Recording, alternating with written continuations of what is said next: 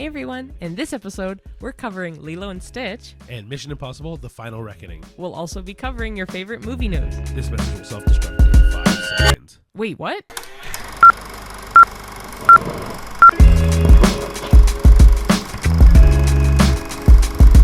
Hello everyone. Hi there. Welcome to a new episode of the A-List Admission. Welcome. First things first. First things first. I'm sick. Yeah. I've been sick. He's a little phlegmy, little coughy, little sneezy, so all the dwarves. Yeah, no kidding. So if you see a lot of cuts in this video, sorry in advance. It's solely just because I'm either coughing, sneezing, the gross shit. I first thought it was like seasonal allergies, but neither one of us really have allergies in that sense. Yeah, we don't. But because I thought it was some type of allergies. Maybe for me it was like a 24-hour head cold. So if I sound a little nasally, that's probably why. But well, my dad was telling me that he's also gotten sick like that, where the beginning has been more like felt like allergies, and then it turned into a cold. Yeah, I'm fine now. I'm not. He's not. But yeah, other than being sick, this week was I guess in the States they have the same kind of holiday, but we have Victoria Day this week, and they had Memorial Day, right? Oh, is it Memorial Day? Or Veterans Day? No, I think it's whatever. They have a day off this past Monday. Oh, I thought they had a holiday, but when I looked it up on my calendar, I thought I didn't see an American holiday on that day at all. Usually, I thought Memorial Day was a little later. So, I apologize to our States fans because I know we have States fans. We're really bad at holidays. I'm not usually that bad. You kind of threw me off. Oh, it's next week. That's why, because I'm really good with American holidays. So that's why, again, when I looked at my calendar, I'm like, there's no Memorial Day. And I'm like, okay, so it's not on Victoria Day. But anyway, we had Victoria Day. Yeah, so usually they're on the same day. That's why I'm like, oh yeah. Really? Yeah, usually. Okay. Usually it's the weekend that is closest to May 24th, right? I guess. Usually that's what Victoria Day is. And so in my head, I'm like, oh yeah, it's the same day. But okay, you guys will just have had Memorial Day. We've had Victoria Day the week prior. Great. I don't know. That was chaos. Regardless. Anyway. Hopefully everyone enjoyed a day off. Yeah, last week. With the two big blockbusters out, I think Yeah. they'll definitely have good options for the holiday weekend. I completely agree. So, do you want to go into movie news first, or do you want to do? Let's do some movie news first. All right. Do you want me to start, or I'll let you do the first one. Okay, so this is thanks to Screen Thrill, if you know of them on Instagram. So there's thoughts that the global movie industry is actually going to be under a huge threat because Google, they had an I/O, which is like not a Comic-Con, but like a convention for Google, kind of like what Apple does, that they unveiled a new AI called the Veo 3 or Veo 3. It's VEO. Anyway, it can now create entire realistic video scenes with synchronized sound, with accents on the humans, without any actors, without any prompts, without any cameras, lighting crews, film production crews, nothing. So it omits the need for humans and essentially can make full movies now. And it literally has the power to replace a lot of film production. And like, you don't need a director, you don't need a producer, hell, you don't need actors. So a lot of people are paying attention to this AI, and I guess we'll keep you updated if we hear anything, because it can now write the script for you, AI. It can make the sound design. It can do it all. Literally write the whole thing for you, give you thoughts and feelings now. I think there's a good way to use this tool and a bad way to use this tool, right? Like, we kind of briefly mentioned before how AI is like a lot of things, they tries to take over everything. My thought with this is, if they use it to kind of like set up a real, like hey, this is what I think our movie's going to try to look like, and do it that way, then great, because then it can be a visualization tool instead of a like replacement tool. Yeah. But if you use it to replace it, that's bullshit. Oh, 100%. So yeah, that's something to keep an eye out. So it's VEO 3, and it's a new Google AI film, like literal film entity. All right. So for the next movie, I guess movie news slash Well, TV show. yeah, I was going to news. say we don't usually do TV news, so I figured the next two things are new updates that on TV, so pop culture that are worth it noting. And I mean, this was a series on as a movie before, so we are talking about the Harry Potter TV show for HBO. So far, they've confirmed that John Lithgow would be Albus Dumbledore. Janet McTeer will be Professor Minerva McGonagall. Sorry. Papa Escido will play Severus Snape, and Nick Frost will play Hagrid. Now, those casting ones have been controversial because a lot of people have a lot of issues with certain members of that cast.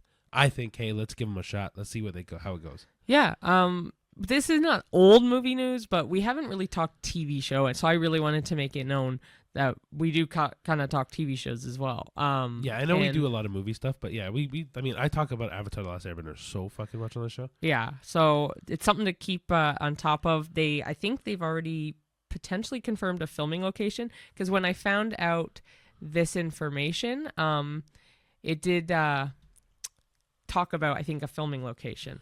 Oh, cool. So yeah, those are like the main notable actors that have been casted. They haven't casted any students yet. Obviously, like titular roles like Harry Potter, Ron, Hermione, they have not been casted yet. But slowly but surely they'll do it. Like they have actually been announcing more cast for the Hunger Games Sunrise on the Reaping as well. Oh man, the amount of people that have already been confirmed for that. Like, Ralph Fiennes is also, funny enough, now the villain for another major franchise. Oh yeah. Yeah, so that's fun. But in terms of Harry Potter, they've already started building the Privet Drive. So they've started making houses and sets for it. It was posted on X. But yeah. Yeah, I was gonna say, like, it's funny you mentioned songbirds and snakes. No, I didn't. I mentioned Sunrise on the Reaping. Oh my gosh, sorry. I'm not as caught up on the Hunger Games series as Cheyenne has. Mind you, I haven't read Sunrise on the Reaping. I've read all the others. I just haven't read that one yet. But Sunrise on the Reaping, yeah. If you look up, there's been a bunch of casts. Like McKenna Grace, I think, is also been cast. From Ghostbusters. Yep. Okay. Yep. Oh man, there's more people, and it's Anyway, yeah. Who does Anxiety? Maya Hawke. Yeah, she's also been casted. But yeah, like yeah, a lot of famous people. But it's nice, like the article that I found as well, which I agree with. It's nice to see that they're building these houses and sets, and they're not relying on, funny enough, on like AI or CGI to make the streets. Like it's gonna feel a lot more real to see it all built like that. I am really curious how this show will turn out. I mean, realistically, I've fun news. Have never read the Harry Potter books. Cheyenne hasn't. I've been wanting to read them. That's why I said, I thought you said I haven't. I'm like, no. you kidding, man? No, I've always wanted to. I'm not a big reader, guys, and so getting into books is kind of like a big ordeal for me. But that being said, I do want to read these books, especially because there's a bunch of things that happen in the books that you'd never see in the movies. So I'm also excited to see how this show brings a lot of the stuff that the movies didn't show to light. Yeah, and as I'm reading a little bit more of this as well, I didn't realize it may not make sense, but the original films used a real house for the Dursley house. Yeah. So the reboot, they're doing a lot of stuff outside of the studio, where their studio is in Leavesden, which is close to Watford. Again, all in the UK. But yeah, there's a lot of land around the studio that they're building a lot of stuff there for. But they did use this studio to make like House of the Dragon, as well as the new movie Supergirl. Yep. So, which is funny because both the one who plays young Rhaenyra in House of the Dragon is playing the Supergirl. Oh, I can't remember her name. Her name will come up on screen, guys. I really just blanking on her name. Yeah.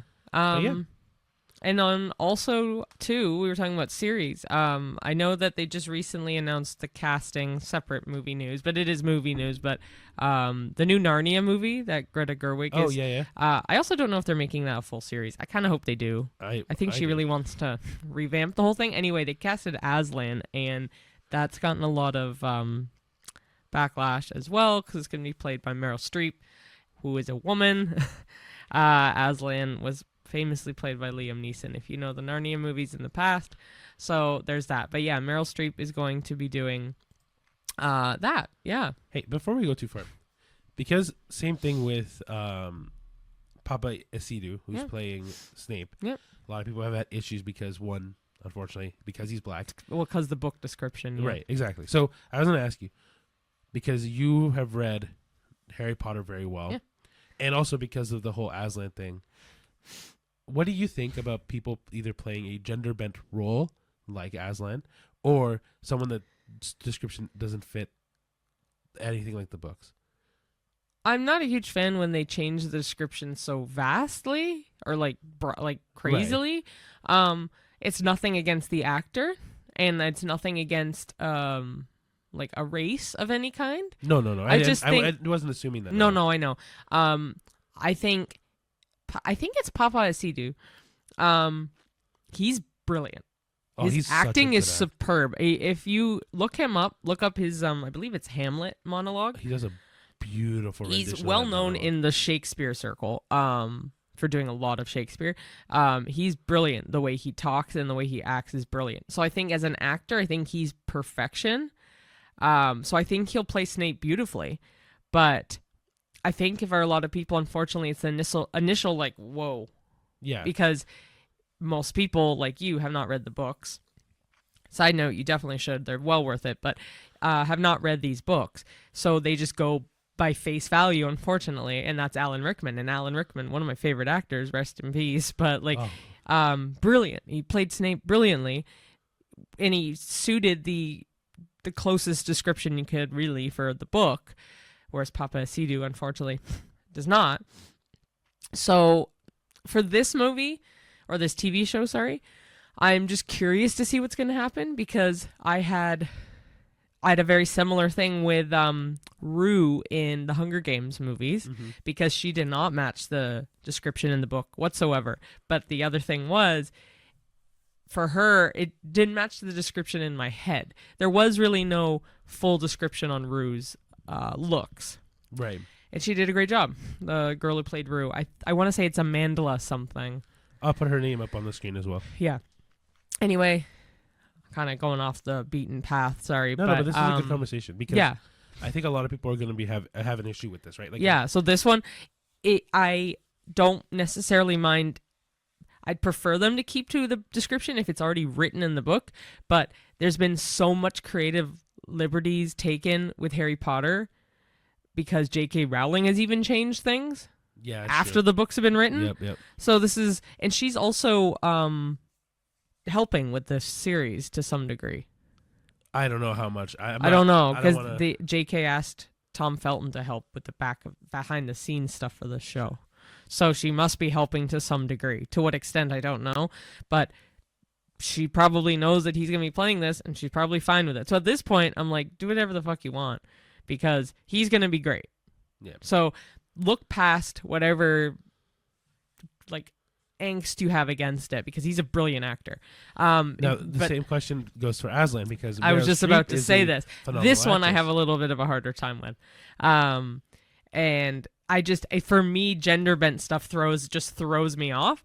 But not in a bad way. I think Aslan, when I think of Aslan, I think should just be played by someone like Liam Neeson.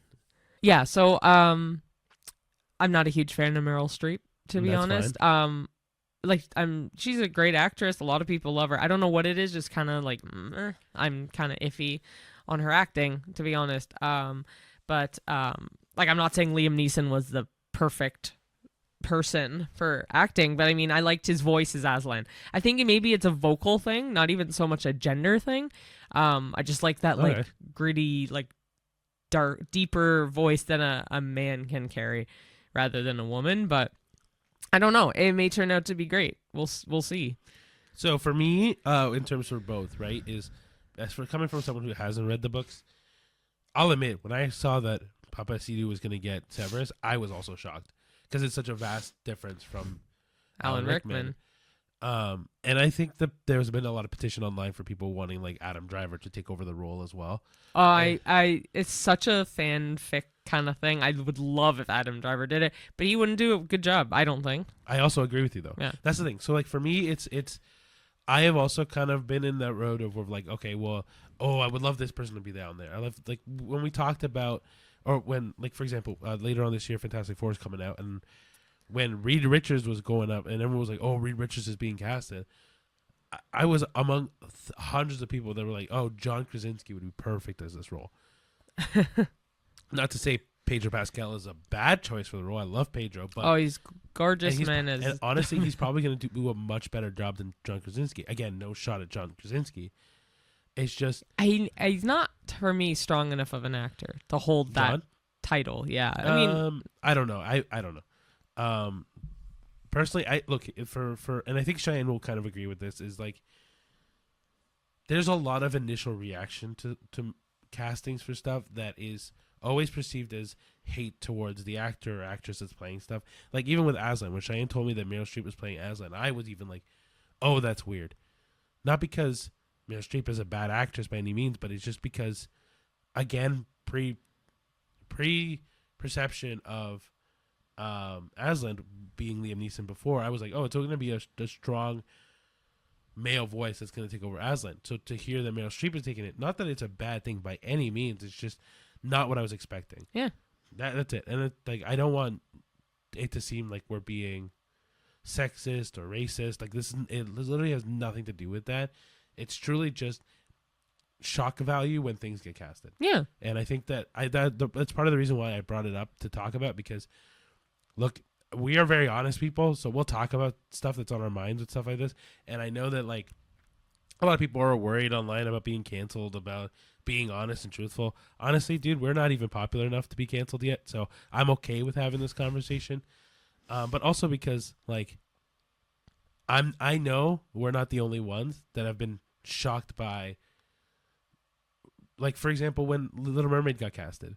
When I don't even remember her name. I apologize. Her name will be on the screen as well. But when she got casted, everyone was up in arms about it, fighting it. They're like, "No, she should be white. She should be this."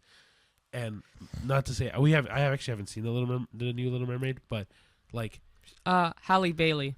Thank you. No, I won't put it on the screen. Anyway, yeah, but like when she got casted, like it was a big thing. Like, so I don't know. I'm always on the side of like, we'll see what happens. Like, I'm not going to make my final decision of whether I like it or not until we see it. It's just initial shock value. Yeah. It reminds me a lot of so Twilight. Loved the series. Read all the books, including the side books, including the gender bent book that they made. It was called Life and Death, I think. Anyway, it was the same story, but they gender bent the roles. And the book was okay, but it's so ingrained in your brain that like Edward is Edward, Bella is Bella, that when I was reading the book, I'm like, "Oh, this is weird. I don't like it as much. It's a little boring, but it's the same story." Yeah. It's just flip the script. Yep. So yeah. Anyway, sorry for that long tangent. It was just, I thought it was a good conversation to have. Okay, last, I guess, chunk of movie news is that, or TV news, is that HBO Max has released its first official teaser trailer for Welcome to Derry, which is going to be a prequel TV series for It, Stephen King's Pennywise guy. So this takes place in the 60s, and it's going to be an entire new cast of young characters within Derry. And yeah, he returns every 27 years, and he's back in action, and it is Bill Skarsgård again. That's what I was going to say. Don't forget that part, because I think that's such a big thing. And it's developed by the filmmakers for the movie It, the new movies. And definitely didn't want to forget him. But he wasn't sure at first, like his thoughts on coming back. I was reading an interview with it, and like he felt like he was done with it. So like, and I quote, "I felt like I was done with it. Also, because I was shooting Nosferatu, it just felt like, okay, this is the nail in the coffin on my monster roles." But it's Barbara and Andy who are the showrunners and the producers. Yep. And I love them, and I enjoyed it more than I thought I would. We got to explore different sides of old Pennywise. There's some cool stuff in there that we haven't seen. End quote. But yeah, I'm very excited. I also forgot he did Nosferatu. He didn't really do anything like Bill Skarsgård. Oh, he can do anything. Yeah. I heard he didn't really do anything. No, he can do anything he sets his mind to. I think he's great. What was that movie on? It was, we watched on Disney. Barbarian? Thank you. Holy cow. That movie was also really good. Yeah. Dude, honestly, props up to Bill Skarsgård. He is great at what he does. And he gives me Heath Ledger vibes. Yes. In the sense that he puts so much into his craft. Rest in peace, Heath Ledger. Although nothing could top Heath's Joker in terms of research and stuff. It's really amazing to look at. But yeah, guys, that was our movie news for this week. Yeah, so keep an eye out for that show. Or yeah, I guess movie and TV show news. Yeah. I don't really know when it's coming out or if it is out yet. No, it's not out yet. That's what I thought too. But so HBO Max, their fall lineup, this will be part of that. So look out for it in fall of this year. Yep. And then maybe if when we watch it and we talk about it, we'll mention it and see how it goes. All right. So the movies that we watched this week, like we said in the intro, was Lilo and Stitch and Mission Impossible: The Final Reckoning. Yeah. Which apparently a lot of people were writing The Last Reckoning online, which I thought was hilarious. Yeah, I saw that too. Because people are like, "Oh, it's finals in the name. It'll be the last one." Which also, I don't know if it's the last Mission Impossible movie. It gave vibes that it could have settled there, but half the movies end where it could have settled there. And they just keep it going. It's the 8th movie now. Yeah. Damn. Anyway. So yeah, first movie we saw was Lilo and Stitch. And first thing we did this year that we haven't done in a while was 4DX. With Cineplex. Yeah. So we'll get into that after I tell you a quick synopsis, spoiler-free synopsis of Lilo and Stitch. So it is a 2025 live-action adaptation of Lilo and Stitch, which offers a heartfelt retelling of the beloved 2002 animated classic. It is directed by Dean Fleischer Camp. Set against the lush backdrop of Kauai, Hawaii, the story follows Lilo Pelikai, a spirited 6-year-old girl grappling with the loss of her parents and the challenges of fitting in. Her life takes an unexpected turn when she adopts Stitch, a mischievous alien engineered for destruction. As Stitch wreaks havoc, the duo embarks on a journey of friendship, family, and self-discovery, emphasizing the Hawaiian concept of ohana, meaning family, and the idea that no one gets left behind or forgotten. So, main cast in this is Maya Kealoha, who is Lilo, Sydney Elizabeth Agudon, who is Nani, who is her sister. Chris Sanders is the voice of Stitch and also the director of this movie. No, not the director. The original director, and he made the idea of Lilo and Stitch. Yep. Zach Galifianakis is Dr. Jumba Jokiba. Billy Magnuson is Agent Bleakley. Courtney B. Vance is Cobra Bubbles. Hannah Waddingham is the Grand Councilwoman. Tia Carrera is Mrs. Kikoa. And Amy Hill is Tutu. So, yeah, we saw this in 4DX. If you don't know what 4DX is, it is literally a 4D experience. So, whereas D-Box just seats that vibrate a little, 4D, all the seats in the theater move this way, side to side. When the waves were happening in the movie, there's little mist that sprays, not like bathing suit wet, but like a little bit like not even like wet. No, you just know it's there. There's wind. The lights flash when it's like something sparks or lightning in the movie. But yeah, the seats fully simulate.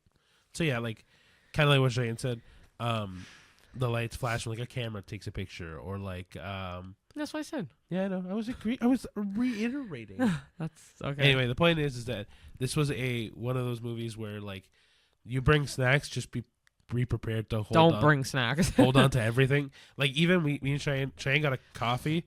And then I dumbest idea, because I also knew we had done 4DX prior, actually in the last Mission Impossible. But we had enough scene points to get a 4D experience, so we were saving it for 4D Mission Impossible, and it didn't come because it was Lilo and Stitch. We're like, oh, screw it, we'll just see Lilo in this. So, but yeah, so then we got a cup of water, and then Cheyenne got a coffee, and I'm literally gripping the cup of water the entire time. And it was funny because I got the coffee there. Because they sell Starbucks at Cineplex, which is kind of fun.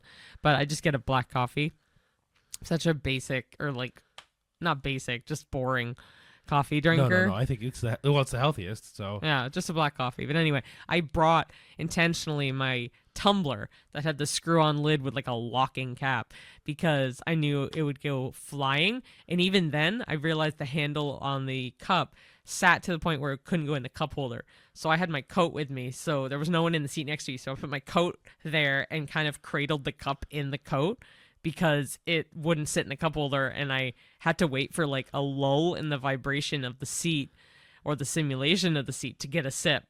So, needless to say, it's a fun experience, but also slightly traumatic. It's more just if you go in wanting snacks, just don't get snacks. It's not worth it unless you want like candy, but then you could choke on it because of the simulator. Now, keep in mind that it is kind of like a novelty thing because I have the CineClub thing, and even with 2 tickets for that, it's $40. So if you are okay with spending $40 for this experience, like I'm not gonna do this every time. We don't do this every time. No, but I like it. It's fun every once in a while. I would say like if we're gonna do it, maybe twice a year, maybe 3 times a year. But the most. seats are very comfy, and also that is a disclaimer though, is that D-box, it's like usually 2 rows max in a theater, and it's just those 2 seats or those 2 rows that vibrate, and it's usually just the seats that you book that vibrate, not all the seats in that row. 4DX, the entire theater moves whether there's people in those seats or not. Yeah, so exactly. The front, like 4 rows in front of us, no one was in there. Those seats were moving too. So yeah. So, but yeah, like it's a fun experience. I would say do it once maybe, but just understand that if you don't have CineClub, it's gonna be more expensive. But even with CineClub, $40 for 2 people. Just keep that in mind. Yeah. Right. But let's go to the actual movie. I thought it was very, very cute. We both loved the original. We rewatched the original. We needed to do our research. Because I knew I liked it, but I barely remembered it. I remembered the TV show a good chunk. And I knew the gist, obviously, from when Walt Disney World had Stitch's Great Escape. It's not there anymore. It was a ride there. It was just like the beginning scene of the movie. Oh, yeah. This is almost verbatim of the cartoon, other than they don't have, what's his name? Gantu. Captain Gantu's not in this. There's a couple things that are different. Yeah, a couple things that are different, but very slim. She's right. There's a lot of scenes from. It's not exactly the same. There's a lot of scenes from the original movie that are like memorable that aren't in this, but then also there's things from this movie, the new one, that I like more than the original. Like what? I can't say it. It'll spoil it. I know. I'm just kidding. Yeah, but cute. I would say like if you're looking for the exact same movie shot for shot, you're going to be disappointed. It's not the exact same. It's close, but it's not the exact same. Yeah. No, I agree. It's but it is very, very cute. The girl who played Lilo, it did say introducing her, so it must be her first role. Yeah. Obviously not the best actress, but she acts just like Lilo. So again, Cheyenne has an issue with child actresses. I thought she did a great job as Lilo. Yeah, because she's acting like a kid, that whiny kid. So like, yeah, but she wasn't. Again, I Cheyenne makes it seem like she was bad. She wasn't bad. I thought she wasn't bad at all. I just am saying she did act just like Lilo. I did like the guy who played David, the girl who played Nani. I thought they did a great job. Yeah. Just really quick, I just want to add, the cast didn't list the guy who plays David. His name is Kaipo Dodoit. He's another one that was worth mentioning. I mean, they all did a really great job. And also one really quick thing, too, is that Tia Carrera, who plays Mrs. Kikoa, who's like the social worker, we just found out that she voiced Nani in the TV shows and the movies, like the original Lilo and Stitch. Yeah, so that's so cool they brought her back. That's awesome because, I mean, when you do remakes like this, like a lot of people were like, "Oh, I wonder if they're gonna bring back the original people." Yeah, and Chris Sanders did Stitch originally, made the show what it is, or the thing what it is. Right. So I'm really excited. I'm really happy they brought back a lot of people. Yeah. Oh, 100%. So. Oh shoot. I'm not gonna give it that high of a rating. I didn't even think of a rating, honestly. I'll give it a 6. What? What? 6 is so low. I'm fine with 6. I think both of these movies are going to be the same for me, or roughly the same. I'm going to rate this a 7. Okay. I really like Lilo and Stitch. The music was really good. I love the music. The acting is really good. I'll rate it a 7. I think it suits a 7. Okay. Cool. All right. So the second movie we watched was Mission Impossible: The Final Reckoning. Yeah. And we'll do the little synopsis, spoiler-free synopsis. This movie is the 8th installment of the franchise, continuing the story from Dead Reckoning Part 1, which, funny enough, they never did Dead Reckoning Part 2. No, I didn't really like that. It was only 2 years ago, too. It feels like it was so much longer. Right? Anyway, Ethan and his IMF team face their most formidable adversary yet, a rogue artificial intelligence known as the Entity, which threatens global security. The mission involves retrieving components from a sunken Russian submarine to neutralize the AI, all while confronting personal demons and high stakes. The film delivers intense action sequences and emotional depth, marking a significant chapter in Ethan Hunt's journey. The director of Mission Impossible: The Final Reckoning is Christopher McQuarrie. He served as a producer alongside Tom Cruise, and this marks McQuarrie's 4th consecutive director role in the Mission Impossible franchise, following Rogue Nation, Fallout, and obviously Dead Reckoning Part 1. Cool. So the main cast is Tom Cruise as Ethan Hunt, obviously. Haley Atwell as Grace. Ving Rhames as Luther Stickell. Simon Pegg as Benji Dunn. Vanessa Kirby as Alana Mitsopoulos. Even though she was in it like 50 seconds. Not even. And yeah, White Widow is her alias. But. Yeah. Asai Morales as Gabriel. Hannah Waddingham makes her return in this.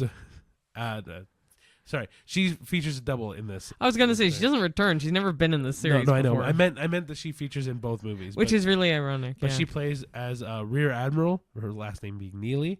Pom Clementif as Paris. Henry Cerny as Eugene Kittredge. Shea Wingham as Jasper Briggs, and Greg Tarzan Davis as Degas. Yeah, is it Degas? And I think it's Shea Wigham, but that's fine. What did I say? Wingham. Oh, fair. So Shea Wigham, and yeah, Tarzan. That's a cool middle name. Yep. I saw an interview with him and Haley just calls him Tarzan. I would too, dude. I would change your name, like flip the script, just call yourself Tarzan. It's a dope name. I love it. Mind you, I'm also biased because I love Tarzan. The yeah. movie. Oh, 100%. But anyway, so this movie, just for you, all of you folks, which most of you have probably seen it by now, is 3 hours long. It is a long. Well, I think it's 2 hours and 50 minutes. It's 2:48. Is it actually 2:48? Pretty sure it's 2:48. Well, it doesn't matter. Point is, it's basically 3 hours, and it's long. And yeah, it feels 100%. all of that time. Yeah, I'm pretty sure it was 2:48, but like it felt all of that, and I was so excited for this movie, but it just felt way too long. I think the problem is that this movie ramped up to be the biggest Mission Impossible in franchise history. This is going to be the best one. This is going to be... And it wasn't, guys. No, I mean, I really liked Fallout, and I really liked Dead Reckoning. If I had to pick out of the last, like, 4 or 5. Oh. Yeah, Fallout would better. I think Fallout was the best. That's the one in Dubai, right? No. Was that's that Ghost Protocol. Oh, when was that one, then? That was before Rogue Nation. Holy cow, yeah. Okay, well, I like that one, too. But, the last... I don't know. The last, like, 4 movies have been decent, but Dead Reckoning I really liked, especially for that train scene. So, yeah, for me, mine would be Fallout. I liked Henry Cavill as the bad guy. Oh, yeah. Yeah. And his shotgun arms. You know what I'm talking about? So, in the bathroom scene, he does, this? Oh, yeah. Yeah, people call him shotgun arms. Why? It's like you're loading up your arms. Oh, my God. It's funny. Anyway. I do that at the gym. Like, when I'm on, like, the recumbent bike, I'll be, like, doing this while I'm on it. I did that today. Well, no, it doesn't matter. Anyway, the point of the matter is that this movie is... It tried something. I think it just ended up being a little boring. The stunts were cool. I won't ever say the stunts are not cool. The stunts are great. Like, Tom Cruise is great with stunts. That's why he does them. But and he's a visionary with stunts. Like, I mean, I don't understand why he thinks of the way that he thinks. Mm-hmm. And he just takes too many risks, man. I could never do his job. Anyway, point of we're trying to go back to this movie in particular. Everyone acted good. I think everyone did a good job at acting. I don't have an issue with the acting. I think the story was just, there were a lot of gaps. Like, I felt like, now realizing that this is the final part to Dead Reckoning, like that combo, they did not do enough in Dead Reckoning to set this movie. Yeah, exactly. Well, it's supposed to be 2 months later too. No, apparently 2 years later. What? No, I'm joking. Oh no, it's 2 months later. I'm saying because the movie came out 2 years later. Oh. But anyway, it doesn't matter. The point is that this movie, it just felt super airy. Like, there was a lot of moments where it was just, okay, you could cut this, make this shorter, make this shorter, make this shorter, make this shorter. Yeah. I mean, it was nice to see Benji and Luther and Ethan again. Like those, as long as they kind of stay around and like do their thing, they're good movies. But again, another good action movie if you're in the mood for like a pre-summer blockbuster. I'll be curious how critics take this because I haven't really looked into that. I think so. it got a 75 on Rotten Tomatoes. Oh. In that range. Yeah, that checks That's out. fair, yeah. I mean, my rating honestly is going to be about a 7 as well. Mine's just probably a 7. So you like this movie more than Lilo and Stitch? Yeah. Okay. But like not by much. Like Cool. it was good. It was good. Yeah. I think so. It just felt way too long. The problem was the length. I think this movie being 2 hours and whatever it is, 48, 50, 3 hours, it's just way too long. It easily could have shed about 45 minutes of this movie. Oh, easily. Yeah. Because even the last movie was just under 2.5 hours, and it felt like it was still filled. Yeah. Whatever they did with Dead Reckoning, honestly, is much better of a film than this. Oh yeah, 100%. The only issue with Dead Reckoning is the ending, because it's like, oh well, there's no resolve. And because that's what this movie was but for. I don't know. I don't think you need 2 hours and 45 minutes for this resolve. No, I don't think so either. It just kind of sucks. I mean, maybe we'd have liked it more if it was in 4D. I don't know. I don't think we would have. Yeah. I don't know. Anyway, that's irrelevant. Okay, so yeah, those are the 2 movies we saw, and overall, still go see them because it is a holiday weekend. Especially Lilo and Stitch. It's very, very cute. But speaking of Lilo and Stitch, because it is a live action remake, I know you wanted to talk about like other Disney. Yeah, so like, I know Cheyenne's favorite live action remake is the Beauty and the Beast. Yeah. One, right? Yeah. I mean, I'm indifferent to live action remakes. I don't really care either way, but that one's pretty good. Well, I mean, compared to like the originals, right? Mm-hmm. Like Cinderella with what's her Lily name? James. Thank you. Yeah. You're better at names than I am. Yeah, no, someone at work actually just asked me about this. That's why I knew. Oh, fair. But I already knew it was her. It's just someone had the same question. I'm really good with faces. Like, if you show me an actress's face, I'd be like, oh, yeah, I know who that is. I also like the live action Peter Pan, too. Yeah, but there's been a bunch of live action Peter Pan. Yeah, but that's not Disney made, I think, is it? It must be. Well, I don't know. I think that one is, I think Peter Pan as a whole is not copyright free. It's not public domain. It's not public domain yet? Well, I know he donated it to a children's hospital. Oh, okay. Fair. I know that, like, for example, Steamboat Willie is now public domain. Okay, so then just really quick, in the UK specifically, they have a special case where Peter Pan is not public domain. Only the Great Ormond Street Hospital owns perpetual rights because Sir James M. Barrie gave the rights to the hospital in 1929. He died in 1937, but it was a gift. If you are interested in the backstory on that, Finding Neverland's an excellent movie with Kate Winslet and Johnny Depp about Sir James M. Barrie and his like creation of Peter Pan as a whole. But in the U.S., Canada, and a lot of other countries, the Peter Pan, like the original play and the novel Peter and Wendy, are public domain.